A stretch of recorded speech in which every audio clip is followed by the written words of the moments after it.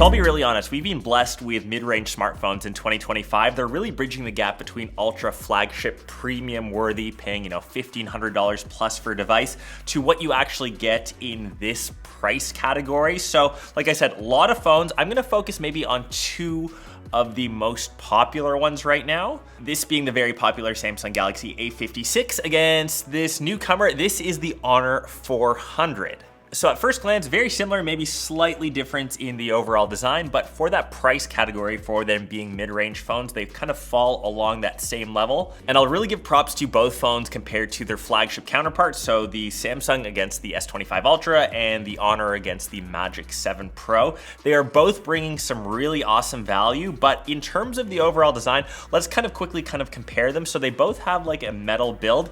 The Samsung, I have this in a couple different colors. This one's graphite. It also comes in pink and light gray, whereas the Honor, on the other hand, it comes in desert gold, midnight black, tidal blue, and meteor silver. And personally, I feel like the Honor device looks very much like an iPhone. It commands kind of like that premium look and feel. And I've got my iPhone in desert titanium as reference, and it has a very, very similar color. The hue looks really good. Even the banding on the outsides, even though the iPhone is in titanium, the Honor is aluminum, it still looks and feels great. And even the camera bump, it has this nice little beveling around the outside with this nice chamfered edge, which gives it a bit more of a premium look. Once again, compared to the Samsung, I think that the Honor one looks more premium in my opinion.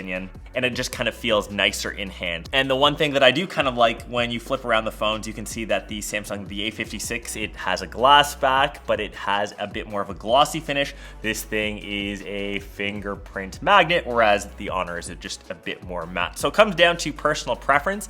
And when you flip them around side by side, once again, slight differences in the overall screen size. But when you look closely, say the A56, this has a larger screen. This is 6.7 inches versus the 6.55 over on the Honor. But when you take a look closer, the bezels on the Samsung, they are way chunkier. Reminds me of not only like budget phones, lower costing ones, but like even flagships like 4 or 5 years ago had these bezels. And now that we've shifted it away to ones that are pretty much like non-existent, this only has a screen to body ratio of 87-ish%. It even has like a lower tech display. It's only 2340 by 1080. And like I said, that PPI is only 385, whereas the Honor is 2736 by 1264 and has a 460 PPI. So not only denser, it is smaller, and it's noticeable. Once you start using them a bit more, you definitely notice the crispiness over on the Honor device. For the rest, both are AMOLED, both are 120 Hertz, and it's funny when you compare that to say like the iPhone 16e,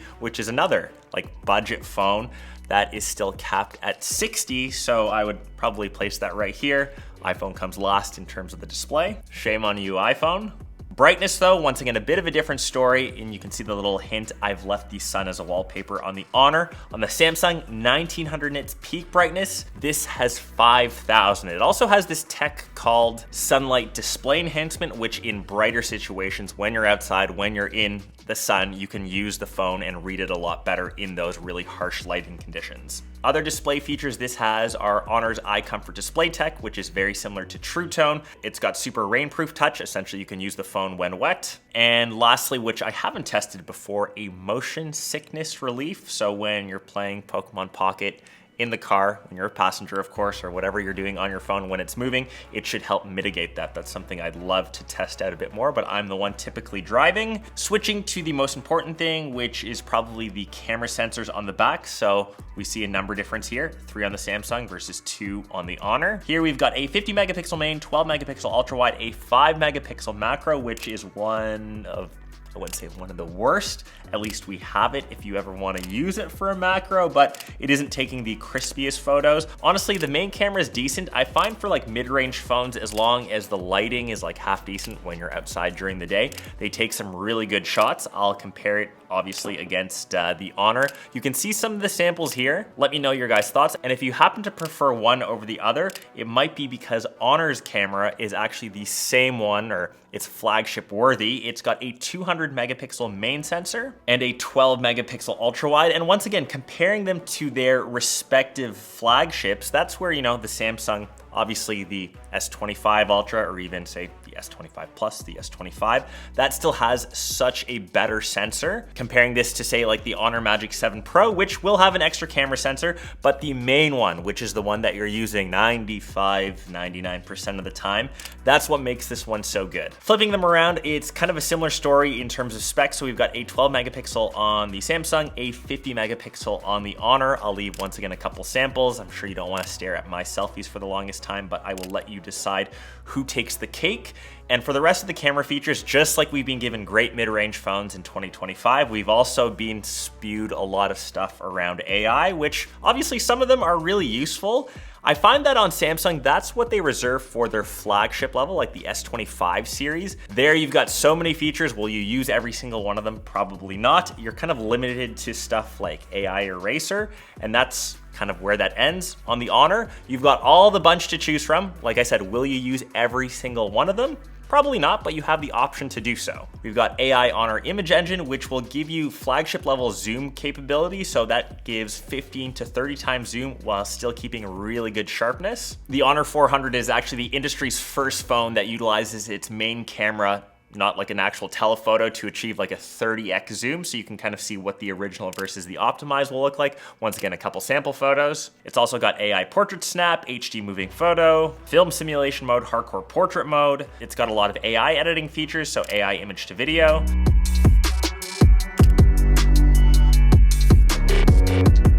Like I mentioned, AI Eraser, but this also has this new AI Eraser Passersby, which can automatically detect passersby within your photos and take them out literally in just one click, so you don't have to manually select them. It's got AI Remove Reflection, AI Outpainting, AI Upscale, AI Cutouts.